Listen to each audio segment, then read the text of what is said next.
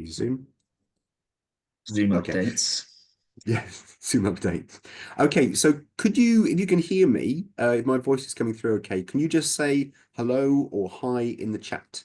If you look at your device, you should see a series of buttons at the bottom, and hopefully you'll be able to post something in there. So I just want to check and make sure that we've got that set up. Okay, that's fine. So you can hear me okay, can you say hi? Yeah, great. Somebody said hello. Fantastic. It's always really good Thank you, Rose. moment in the webinar to when we find out that we're going through all right. So thank you very much for that. Right, my name's Kim. I'm the Outreach and Communications Coordinator here at UCL Biochemical Engineering. And really pleased to welcome you on this Monday afternoon. Here in London, it's gloomy, overcast, but a lot warmer than it has been the last couple of days. So we're enjoying a little bit more warmth here. Just while we're letting people log in and giving people a couple of moments, if you're happy to, could you just pop in the chat and let us know where you're joining from in the world? We're both in Bloomsbury in central London, next to Euston Station up that way. And we've got the British Museum just over there. Oxford Street's just a bit down there, and then we've got Bloomsbury right around us. If you're happy to, just pop in the chat and let us know where in the world you are. Somebody's in Uruguay. Well, very warm welcome to you. Thank you for joining us from so far away, and I hope you're having a great day. Okay, thank you very much for that. Good to have you with us. So I'm just going to explain to you there's somebody else who's joining us from England. Quite a diverse cohort of people with us today, which represents the Department of Biochemical Engineering. So that's really, really good. Okay, so we're going to start off. Jack's going to take over. Dr. Jack Jeffries is going to take over. He's going to talk to you about what you can do with a degree from UCL Biochemical Engineering. He'll just mention two streams of degrees that we do. That'll take about 25 to 30 minutes. At the end of that, we'll take your questions. Anything you want to ask us about the degrees, careers, UCL, more than happy to take your questions. If you have any technical problems, please can you pop them in the chat so that myself and Jack can see those. If you look at the bottom of the screen, you have various ways of viewing us talk, and you've also got a little Q&A function. The Q&A is really handy for us because sometimes people put a question that it's easier for me to reply to in text to say send a link, or it might be or you can post your questions anonymously. It's a lot better than using the chat. So if you could stick to the Q&A bump. You can put your questions at any point in the session and we'll come to them at the end. I'll also talk to you a little bit about some of the online events that we've got coming up. But I'm going to hand over to Jack now to talk to you about what I can do with a degree from UCL Biochemical Engineering. Right, thank you, Kim. Good afternoon, everybody, or good morning, wherever you are. As Kim said, my name's Jack, Dr. Jack Jeffries. I'm a lecturer here at Biochemical Engineering. I'm also an academic research scientist, so I have my lab group here, and we pursue scientific research, and I also teach, and I'm also the admissions tutor for UCL Biochemical Engineering. So I deal with people and students who want to come and study with us here in the undergraduate degree stream. Okay, so you may have seen me before. I do the open day presentations, or I may have had conversations with you by email. I'm always happy to talk to people by email and answer questions that way. So if you ever have any questions, you can always email them to me and then I'll respond, okay? But today, I'm going to talk to you a little bit about what you can do with a degree from biochemical engineering. What does that mean career-wise? So if you bear with me, I will try and wrangle the technology, but I can't share. Kim, could you give me the ability to share, because I'm on as participant of the panel. So if you bear with me, and then I can share some slides. So while Kim's doing that, perfect. Okay, let me give that a go. Wonderful. Okay, webinar, share, excellent. Right, can everybody see my slides? Yeah. And am I in slideshow mode? Right, we're cooking with gas now. Okay, yeah, welcome then again to the Biochemical Engineering Careers webinar. I'm going to take you through what you can do and what some of our graduates do with their degree from us. But first, I think it'd be really useful if I give you the context or give you the setting of what biochemical engineering is, okay? Because that obviously will play a big role in sort of what careers you can go on to. So biochemical engineering, when it comes to some of the engineering disciplines and sciences, is one of the newer disciplines. And that's because the revolution in understanding of biological systems, how life processes work, has been sort of quite new, quite modern. And of course, it's still advancing and gaining speed today. We're understanding how living systems work and operate and process more and more every day. So beginning sort of with that early DNA revolution in the 1950s, beginning to understand how life systems copy and propagate themselves, out of chemical engineering, there split the discipline of biochemical engineering. And UCL was a forerunner in that. And the first biochemical engineering degree in the country was at UCL. And we were the first department to teach biochemical engineering. And I think we're still the only biochemical engineering department in the UK. So UCL has got a long history of being at the forefront of biochemical engineering. And what it is it takes a lot of the learnings from chemical engineering about making things at scale for industrial application, and layers on top of that all that knowledge I was talking about living systems. So how do cells grow? How do they divide? How do they replicate? How do they feed themselves? What do they make? How do you grow them? Where do they like to grow? And then once you've made something with that living system, how do you purify it? How do you clean it up? How do you get it in a form and a state that is ready to go to people who need it? Yeah, and that could be medicines. Yeah, it could be food products. Yeah, it could be value-added chemicals, things like oils. Yeah, or it could be solutions to other problems. So I do a lot of work making enzymes, which are biocatalysts for use in chemical industrial processes. So instead of using inorganic metal catalysts, you can replace those sometimes with biological catalysts, enzymes, and that allows that reaction to be more sustainable. And of course, we have to be more and more sustainable in our mechanisms of production if we're going to grapple with the challenges of climate change. Yeah. So that's a broad view of what biochemical engineering is, and I'll talk a bit more about that later. But what about these images I've got up on the slide here? Why am I talking about business or chemistry or physics or mathematics if you're coming to do biochemical engineering? You may look at that slide and you say, okay, I can understand biology, yeah, and I can understand the chemistry and I can understand the engineering. Okay, I get that. But why mathematics? Why physics? Why business? Yeah, why in biochemical engineering here with us will you learn about all these things? And the reason behind that is because if you're making something at scale, yeah, if you're going to grow an organism at scale, at the 10,000 litre scale, you have to feed that organism. You have to provide the right environment, the right temperature. You have to mix it so that all the nutrients you're giving are getting to all the cells at the right time. And to do that, you have to understand how heat is transferred through liquid. Okay, you have to understand how liquid mixes. Yeah, so you need to understand thermodynamics, you need to understand fluid flow, you need to understand heat to mass transfer. And all of that brings in mathematics, yeah, and physics, the physical processes of that, the mathematics which underpin the equations to calculate how you do that, okay? And that brings that in. And then business, because the way we as a society mediate getting products to people, end users, is through markets. Yeah. So if you take the case of a medicine or a therapeutic, there'll be a research and R&D process that will be carried through. It will be taken to scale in industrial process, and then it's sold into the market, usually to large healthcare providers or potentially to individual consumers. So when you make these therapeutics in a biological system, it's good for the people designing those processes to have an understanding of how markets and businesses work. Because if you make a therapeutic and you don't make it in a cost-effective manner, it's going to be very expensive. And if it's very expensive, only very few people can access it, yeah, or may not be able to access it at all. So you might have a really great therapeutic, but if you can't make it in a way which is economic, yeah, and profitable for the corporation that's making it, it will never reach the market, never help the people who need it. So it's good, and we like our biochemical engineers, the people we teach and train here, to have an understanding of how those systems work as well, because that's an integral part of bringing something to the end user. So when you come to us and you learn about biochemical engineering, you'll get bits and pieces of all of those to make a really well-rounded graduate. So I'm going to go on to the next slide.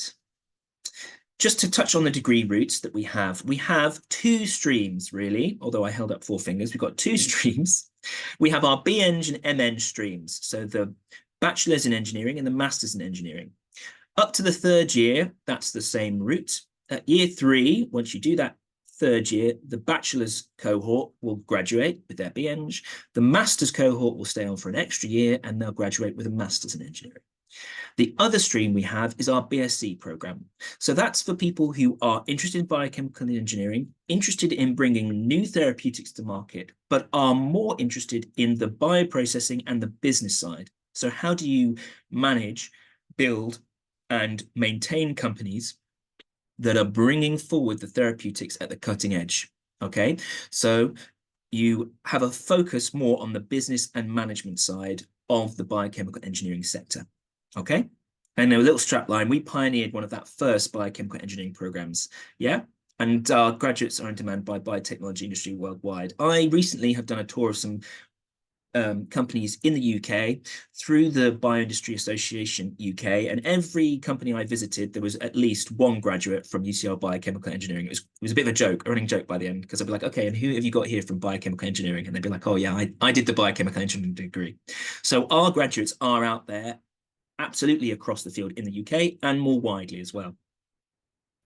Just a quick recap, if you haven't seen this before, of what the degrees look like.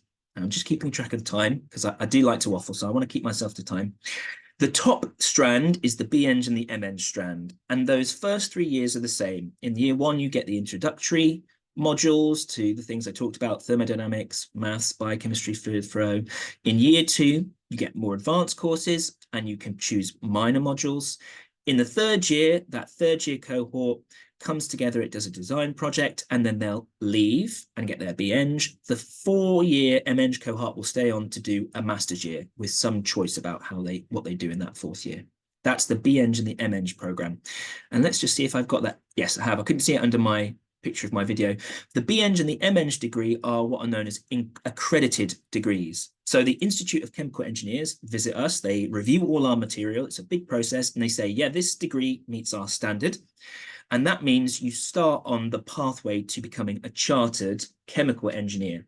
Yeah. And to become a chartered chemical engineer, you need to have done a degree which is chartered, accredited by the Institute of Chemical Engineers, and then also have experience for 4 to 5 years of working in the industry. And then you can apply to become a chartered engineer. Okay. And I'll talk about the benefits that has for your career a bit later on. So that's the BEng and the MEng. The bottom line down here is the BSc cohort. So the BSc, the Bioprocessing of New Medicines, Business and Management. That has more of a focus on business and management, but it shares some modules with the BEng and MEng stream. So you still do basic biochemical engineering and biochemistry because you still need to understand how these systems work. But you take courses in things like management, accountancy, and business. Yeah. In year 1, again, you gain more expertise in year 2, and you have your optional modules, more choices of optional modules, more credits in the BSc program. And at the year 3, you come together with the BEng cohort to do what we call a design project. And you also do a 3-month research project in the research labs here. So all the academics like myself will put out projects. You get to choose which one you'd like to do, and you come with our lab groups into the lab and do a research project for 3 months. Yeah, and then you finish and graduate with your BSc. So that's just a brief overview of the degrees, just to refresh your memory if you've seen that before. If you haven't, then that's just to give you a feeling of how we teach here. So just having a bit of a focus back on accreditation. Accreditation, becoming a chartered chemical engineer is like becoming a chartered accountant or any other sort of form of chartership. And what that does is shows a level of professional attainment. Yeah, and you become obviously a member of the Institute of Chemical Engineers. And it's kind of that gold standard of chemical or biochemical knowledge and learning. Yeah, and it's recognized globally and across the sectors which are involved with chemical engineering and more broadly. And the real thing that does effectively is allow you or raise your earning potential across your career. So for engineers who are chartered versus non-chartered, salaries compared by age, you can see in red, those are the chartered engineers, command higher salaries across their lifetime of working. Okay, so doing the B-Eng and the M-Eng, if you want to go on or see yourself as becoming a biochemical engineer or a chartered engineer, that's the first step that you have to take before you can become a biochemical engineer or a chemical engineer. So that's what biochemical engineering is. It's a little bit about how we teach and what we teach here. But what do biochemical engineers make? How would you know them in your daily life? What are the products that they make that you might know? Well, they make a whole range of different products. Anything that uses a life system, a living system, or a component of living systems to make products, to make therapeutics, is in the realm of biochemical engineering. So things like vaccines, which is very salient in the post-COVID era.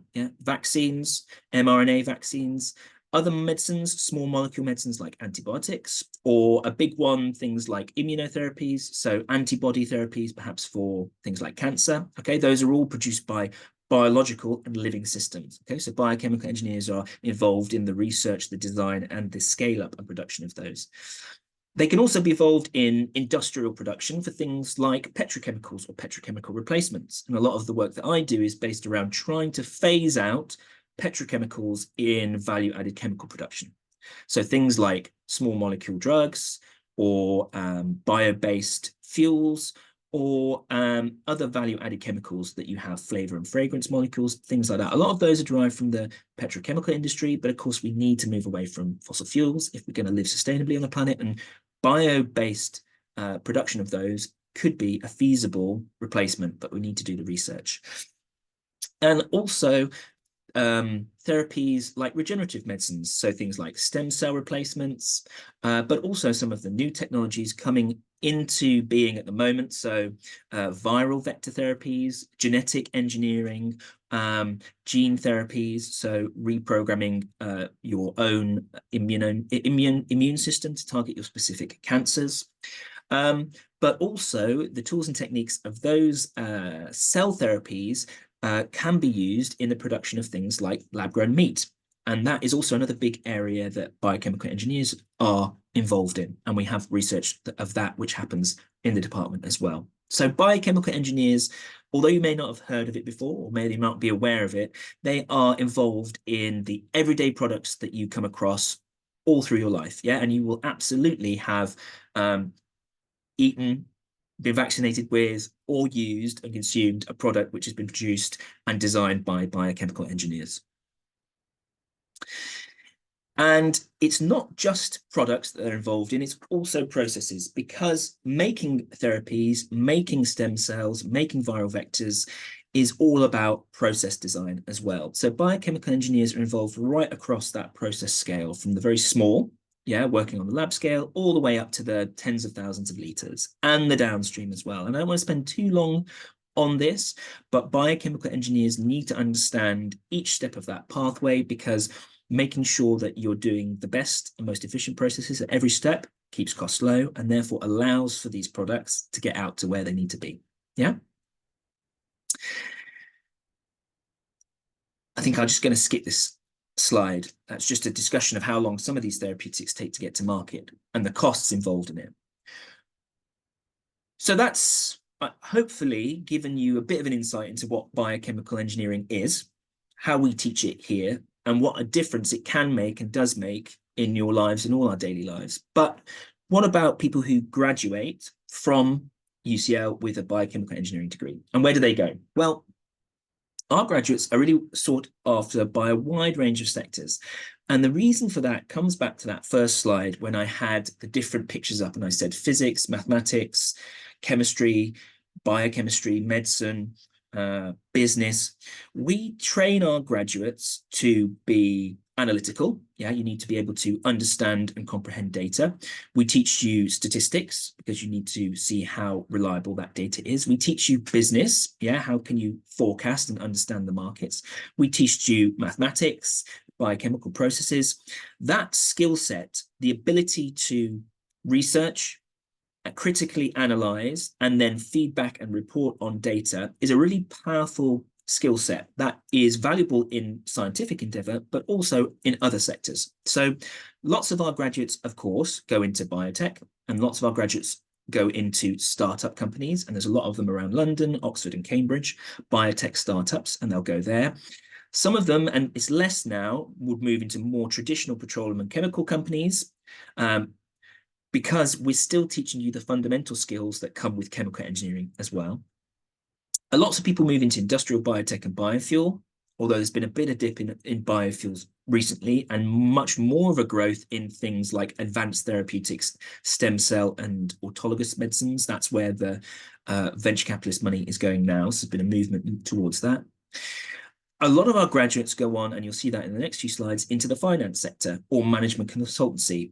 And that may seem strange, but if you think about it, finance sector and management consultancy need people who can analyze data, forecast markets, understand probability and statistical relevance, and then make a critical judgment. Yeah.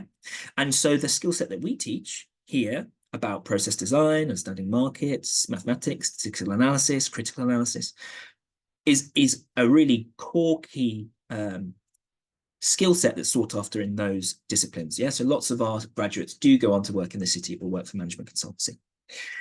Some of our graduates go on and move into patent law and scientific journalism. That tends to happen after usually our undergraduate cohort, if they go on to further studies, so maybe do a master's or PhD. Lots of people move from PhD level into patent law or scientific journalism. Okay, because that's more common there, but it's not uncommon at undergraduate level.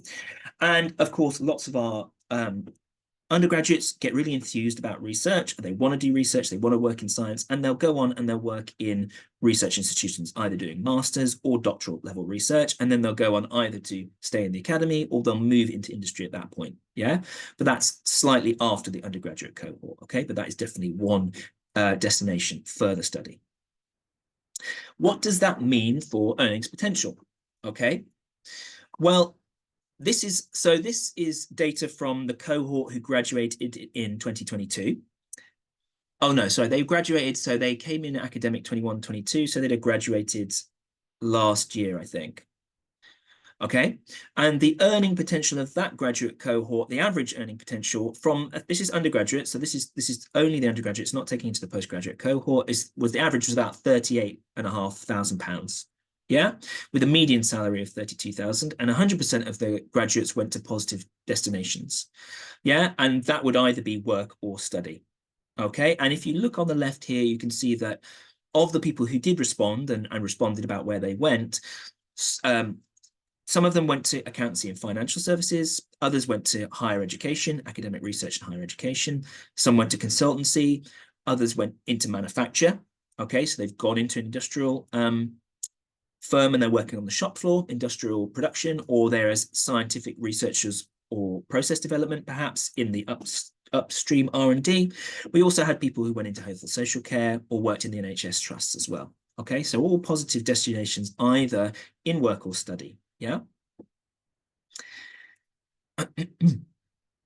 And of those who replied and whose respondents, their main activity was work, we've got a list of sort of job titles. So biochemists and biomedical scientists, data analysts, remember I was talking about the ability to analyze data, engineering professionals, financial investment analysts and advisors. So maybe that's the BSc cohort, people who, you know, understand business and they've done that forecasting, they'll move into finance and consultancy or management consultancy and business analysts.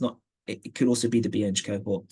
And then also people moving into other research. And this is just a list of some of the names. So we've got Eli Lilly, which is a big chemical company. And some of you probably have heard of the drug Ozempic, yeah, the miracle weight loss drug, the peptide therapeutic. That's made by Eli Lilly. Yeah, so we've had people go work for Eli Lilly. People who've moved into the finance side would be like people like HSBC, obviously, McKinsey, so that's a consultancy firm. Some people working in academic institutions, so we've got the Georgia Institute of Tech there, and we've got people working in and around the NHS, the Guy's and St Thomas NHS Foundation Trust. Yeah, so around 90% of our people end up with work for a paid work for an employer, and about 10 to 11% go on to further. Of the people who replied, I should always put that caveat in, onto further education. That'll be master's level or PhD level education. I just want to make, I've got like 5 minutes left, or maybe a few more, and then we'll take some questions. I just want to make a comment on the broader climate within bioscience within the UK. Okay, so the UK government has heavily invested in biosciences in the UK with a particular focus on biologics or therapeutics. Yeah, so they'll make things like viral vectors, advanced therapeutics, cell therapies. Okay, that's a particular focus. And there's a series of institutions which are called catapults, which are sort of quasi-government, quasi-private institutions which help startup companies spin out, but also do market research in the area.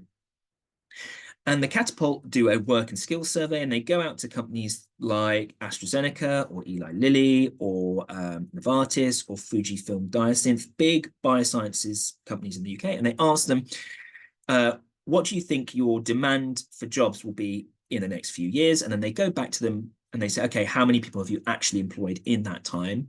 And from the latest survey, the predictions, so we've got here the predictions of their job total in 2021 was matching, and the number of people employed across the sector was matching their forecast for 2024. So actually, there's always a demand for people to work in the biosciences sector, and that's the type of graduates we deliver. And it's in places like research and development, so R&D, upstream science, manufacturing, absolutely on the shop floor. But also, if you think about, that's maybe the B-Eng and M-Eng cohort. If you think about the BSc cohort, supply chains and logistics is a big thing. Quality assurance, regulatory affairs, and clinical support services. So there's also a skills shortage in jobs in and around the biosciences sector, which isn't necessarily linked to being a process engineer on the shop floor, yeah, or a research scientist in the upstream. Okay, so there's a big and growing demand within that sector for graduates like ours. Okay. And I've kind of already gone over some of these. Yeah, so we've had people to go to work for Bank of America, Merrill Lynch. Who else have we had? People working at GSK, Eli Lilly. Yeah, or they'll go on to do MScs or PhDs. Okay. And I just want to do some examples. Yeah, so our alumni network is very broad, of course, and I mentioned it. I managed to meet a lot of them myself when I went on a visit to a lot of these industrial sites. But that's a really great thing to tap into, yeah, because we've got people who are on the inside of these companies and they exist as a graduate network, which we can leverage with our current graduate cohort. And of course, if you come with us and you graduate with us and you go into these companies, you'll be part of that big network. And this is just a list of companies we have people who have worked for and worked with. We've had some big name hitters. So right back in the early days of biochemical engineering, when it had just spun out, just after it spun out, Barry Buckland was here with us.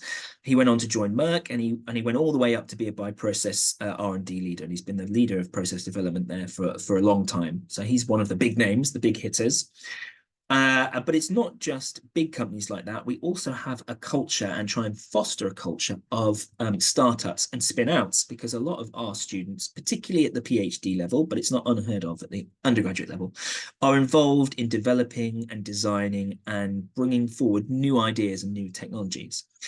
And we've got a bit of a track record about biotech startups in the company. So from 2013 onwards, we've had companies go out. Purify, they were a new novel form of chromatography. They got bought out by, it was Merck Millipore, it's now Cytiva, and they exist as a unit under Cytiva, and Ewan's still there, met him not too long ago. Dr. Kay Miller span out a company in algal biotech, which was about doing low-cost vaccinations for industrial agriculture.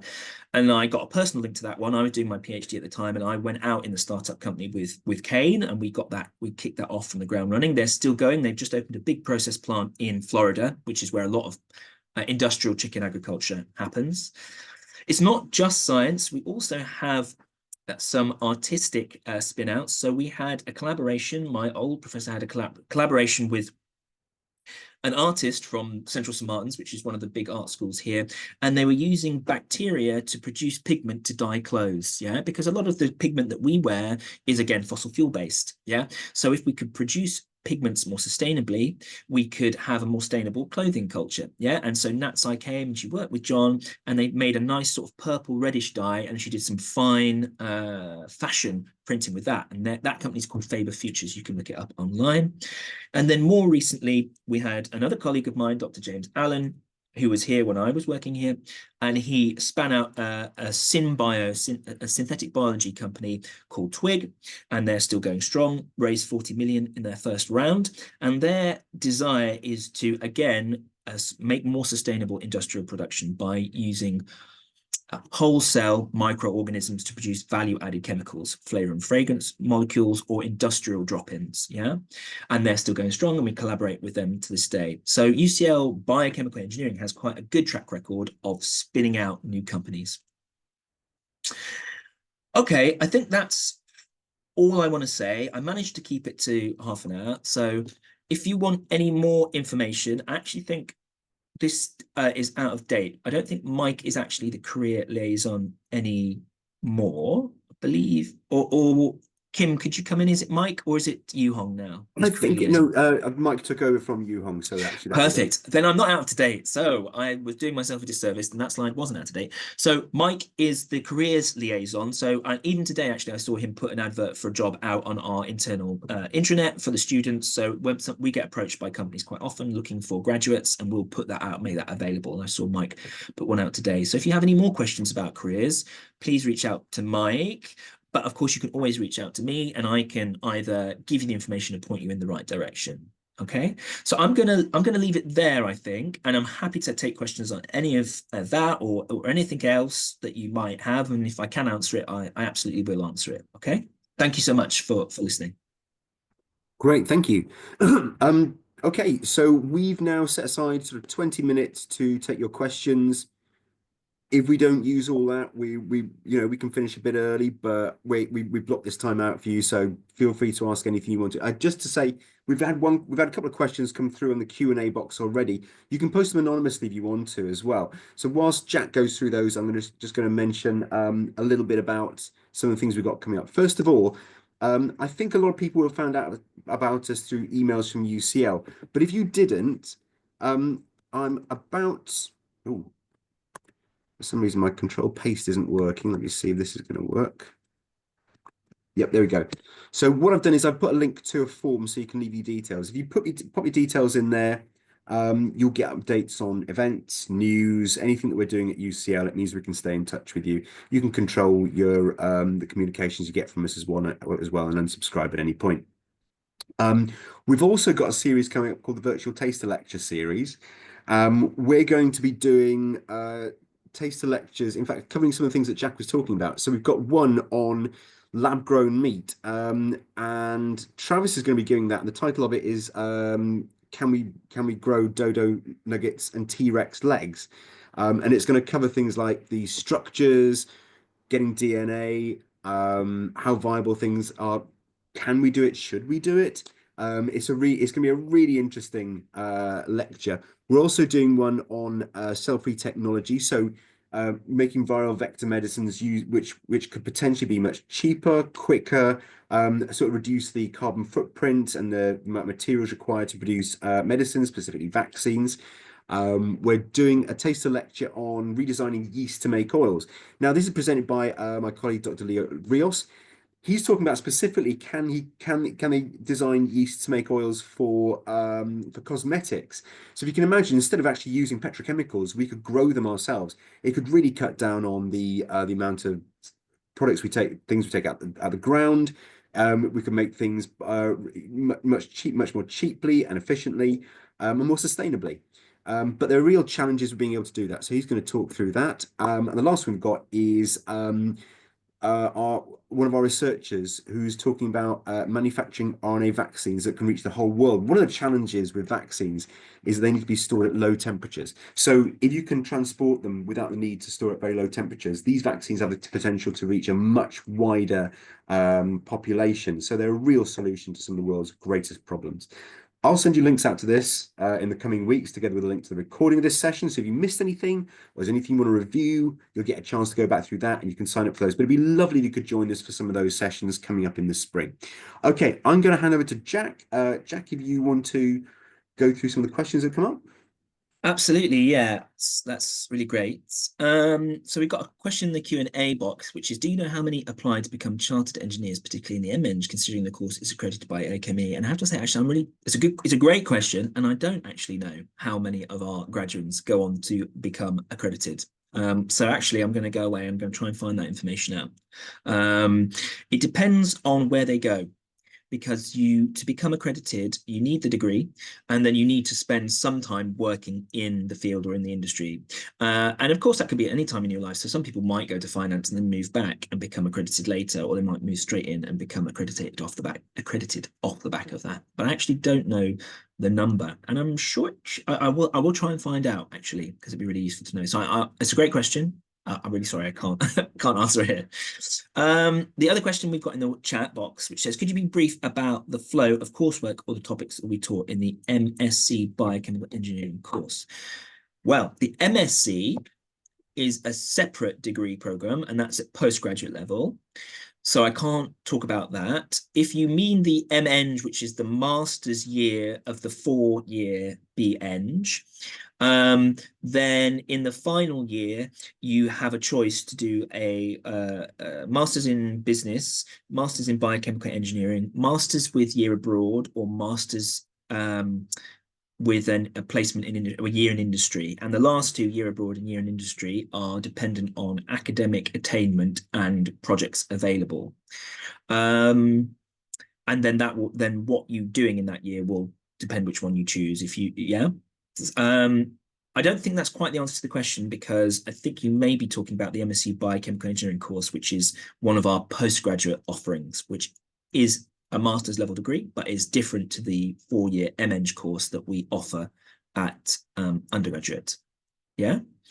More broadly, across the degrees, we run our teaching with a mixture of coursework, exam, face-to-face assessment, multiple choice question, testing, presentation. So you are examined and you are tested or assessed in lots of different modes, because in your careers, you will be assessed in lots of different modes. You'll have to write written reports, you'll have to have knowledge on the spot, you'll have to be able to talk and present your results. So we try and develop all of those skill sets through the way that we examine and assess across our degree programs, and that's dependent on the modules that you go on and the modules and how the modules are organized. So I hope that answers the question in some respect. Also, just to let you know, I put a link to our study page on our website. It's got undergraduate and postgraduate. If you look at any of those pages, you'll find that it links to the prospectus. In the prospectus, we have all the modules that go to comprise all the degrees, and you can go through individually and see the compulsory ones, the optional ones, and you can see with compulsory modules, you can see exactly how it's assessed, and there's also a ratio there of different types of study. So just go and look at the individual modules that go to make up the program. It's all there on the website with a link there. Absolutely. All right, perfect. We got another one in the Q&A. What A-levels would you recommend for studying biochemical engineering? And that's a really great question, because in fact, we require certain A-levels. So if you want to study the BEng or the MEng, you must have an A in mathematics. You must have an A in either biology, chemistry, or physics. Okay, so that's 2 A's, 1 maths, 1 of the sciences. And then the third A, and it must be an A, could be in a subject of your choice. So you might come to us with an A in maths, and you absolutely require that, an A in one of the sciences, let's say chemistry, and then you might do another science, or you could do music, you could do English literature, so long as it's A. Yeah, so it's 3 A's, require an A in maths, an A in one of the sciences, and then a third A, which is optional. So that's the BEng and the MEng, okay? And then we have requirements around IB or other degrees, and you can find that information on our website, okay? So it's like equivalents. The only proviso for that, the only sort of caveat for that is if UCL runs a access program for people from different socio-economic backgrounds or different backgrounds, and that has a reduced offer requirement of A, B, B. But when you make your application, if you enter all the correct information, you will automatically be assigned onto the Access program. Okay, so it's not something you have to apply for. When you apply, if you put in the correct information, you will be flagged as potentially an Access meeting the requirements, and you'll be notified, yeah, and be given the lower offer. That's the BEng and MEng stream. For the BSc stream, again, we need 3 A's because the academic rigor is the same, but you don't need maths, okay? So you can have maths if you like maths, but you don't need it. We don't require it. So you just need an A in one of the sciences, so biology, chemistry, or physics, and then 2 other A level grades, yeah, of your choice. So an A in one of the sciences and 2 other A's for the BSc, yeah? But again, all that information is online on our websites, yeah? And again, the IB qualifications are the same, and the Access requirements are the same in that respect. So I hope that answers that question. We had a question come in before, actually, which I think maybe now's a good time to bring in, Kim, while we're just waiting to see if anyone else has any questions. So we had someone say, I'm a bit unsure about whether to apply for a bachelor's degree or a program with the integrated masters. So they're asking, should they come on the BEng or the MEng or vice versa? And then they said, if it's possible, is it easier to switch from one program to another? So could you join the MEng from the, if you came on the BEng, could you switch to the MEng? If you came on the MEng, could you switch to the BEng? The answer is yes to all of those things. What we say to applicants is, if you're unsure whether you want to do the BEng or the MEng, apply to do the MEng because the requirements are exactly the same, but it's easier to move when you come to us from the MEng to the BEng stream than it is to go from the BEng to the MEng stream. So if you're at all unsure, come on the MEng, yeah, and then switch while you're here to the BEng. You can still do it the other way around. If you come to the BEng, you just love it so much, you want to do one more year, absolutely. So long as you meet the requirements, you can move to the MEng stream, yeah? So that's possible to do as well. It's just easier to do it the other way around, okay? So there we go. And the more general question is that understanding the difference between a BEng and a BSc. Are certain jobs reserved for one of these degrees? In terms of career opportunities and salary, isn't the BEng more interesting? There's a lot of questions in there, and pick it apart. The difference between the BEng and the BSc. So the BEng is the accredited degree, which is focused and has more of a focus on engineering. So that might be people who think they will end up as production engineers or process engineers working on the production floor or in science, yeah, or research. Whereas the BSc cohort is a bachelor's in science. So it's not a bachelor's in engineering. You're not an engineer when you finish with a BSc. You've got a bachelor's in science, but you understand some of the similar core principles of biochemical engineering, because the thought is that you may work in the companies and in and around the industry that is biochemical engineering. Yeah, that's what I'll say as a very black and white description of the 2 degrees. Okay, then the next part, which is, are certain jobs reserved for one of these degrees? I don't think so in the long term. So if you did the BEng, MEng, you know, it may be that that's a more obvious choice that you'd go work for GSK on the engineering shop floor. Yeah, but if you did the BSc, you still have a scientific background, you still have lab experience. There's no reason you couldn't go to GSK and work as a process scientist in the R&D. Yeah, so you're working for GSK, but you're just working in a slightly different department. Yeah, and there's no reason you probably couldn't go on the process floor and get some internal training. Yeah, it's just more likely that those are the routes that you'd take. Yeah, and then this is the really interesting question. In terms of career opportunities and salary, isn't the BEng more interesting? It really depends upon your progression in the companies that you go to. So take the case of Barry Buckland. He went in as a process engineer and he worked his way all the way up to very high heights within Merck. Yeah, okay, which is great career progression, top, you know, very huge earning opportunity.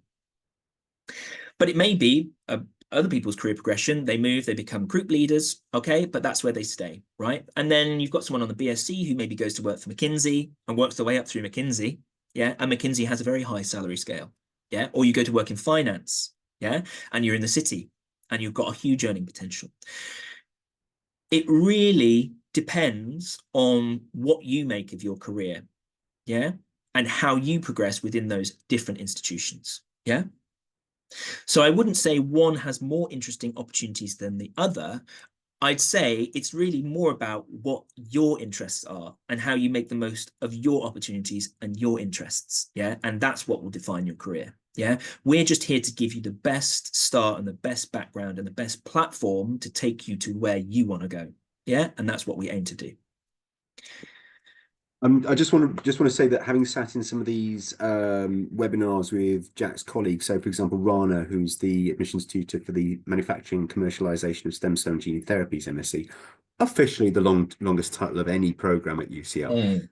But some of the students that I've spoken to in webinars there, they've talked about how they they as they were going through their degree, they became very, very interested in stem cell and gene therapies and how the challenges of bringing such an amazing technology, such an amazing therapy to market were very, the potential to cure cancer, to find solutions to diseases which we think of as being terminal at the moment, and actually making it possible for people, more and more people to get this was so exciting and so tangible that they really wanted to go into that sector. So somebody might do a 3-year degree and decide to do this particular MSc because that's really where they want to go. And they'd only found out about that they had this interest through engaging with it in their degree program. So that's something which I've heard said time and again from students as they go through and do different, postgrads or degrees. It's as they go through, they find out, I love laboratory work. I don't like laboratory work. I like modeling. I prefer to do it within the confines of software, or I like designing. I like so people have the chance to do it. And the feedback I get from a lot of students is they get the chance to try it, see what they want to do, and explore that side. And also many I've done sessions with alumni who said, I went into finance, I then wanted to get back into the sector because that was more inspiring to me. Cool. Right, we've got a few more questions. So what is responsible for the drop between students granted offers versus those who actually attend the course? Is it because they don't meet the entry requirements or because you have a set number of places? We get a fair amount of applications and we make less numbers of offers than applications. That's based on grades. Most of the people who don't get offers is because they don't match our grade requirements. And then between offers and those who come, most of the people who get offers and make their grades, well, if we make you an offer and you make your grades, we have to have a place for you. Yeah. And so the big drop is usually because people make their grades at A level. At the moment, we haven't yet reached the stage where we've had to stop making offers because we don't have enough places available.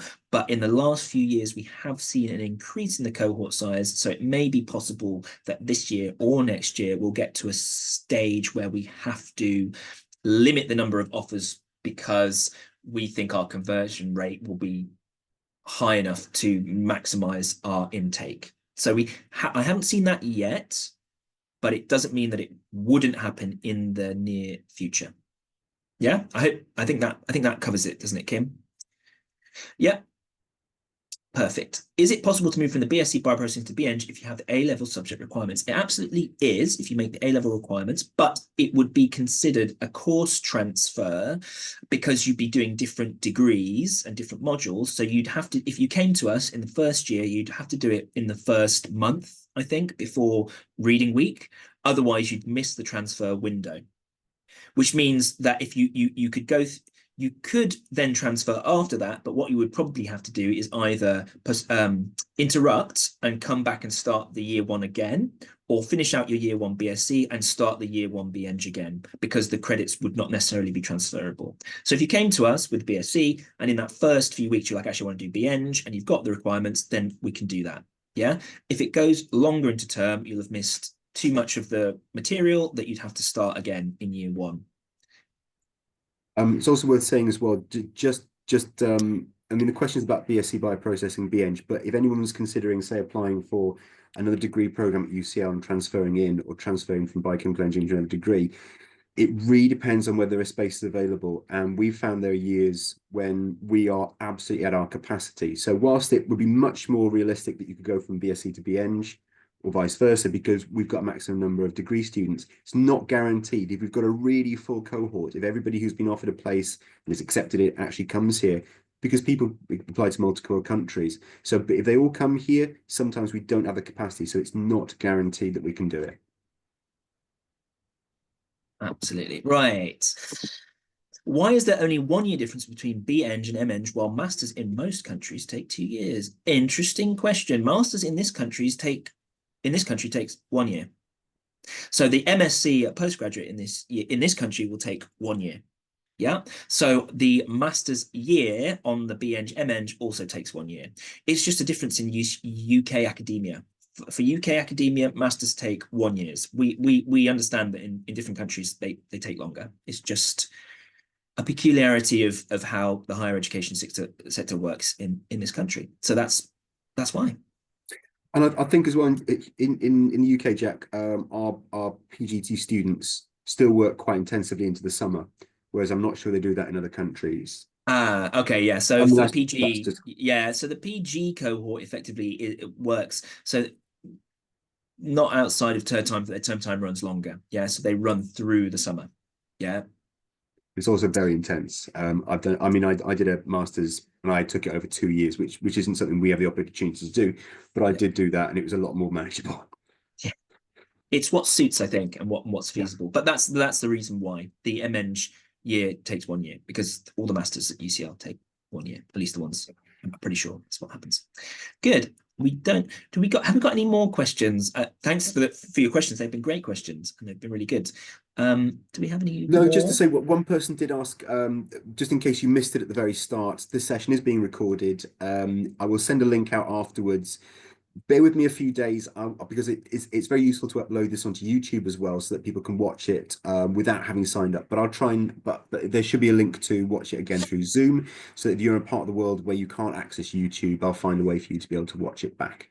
So that'll be out in the next couple of days. I'll send you resend you the link to be able to register with UCL to stay up to date with this. I'll also send you details of the events that we've got coming up in the spring, the taster lectures. It'd be really great if you could come along to those. They are always very interesting. So please come along for that. Also, you mean having signed up through this, you should have my email address. If there's anything that occurs to you afterwards, we've also, if you sign up to us, we've also got a UCL undergraduate open day. Jack in that one go. There's a recording there which you can watch. We'll also be doing a Yeah. Q&A as well. So stay in touch. If there's anything that you want to ask, which from seeing the modules, we've seen the program, anything you'd like to go into more detail, please stay in touch with us. There are also chances throughout the year to be able to talk to our students as well, and they have a very interesting take on things. They always do. Yeah, absolutely. That's why it's so excited to have them around. But they will be able to talk to you about their experiences as well. So stay in touch with us, and you'll be able to find out more.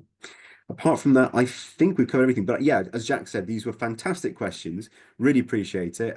Very interesting stuff. And yeah, I hope you have a fantastic January and all the best of luck with your studies. And we do hope to see you in person at UCL. Absolutely. All right. Thank you, everybody. Great to see you.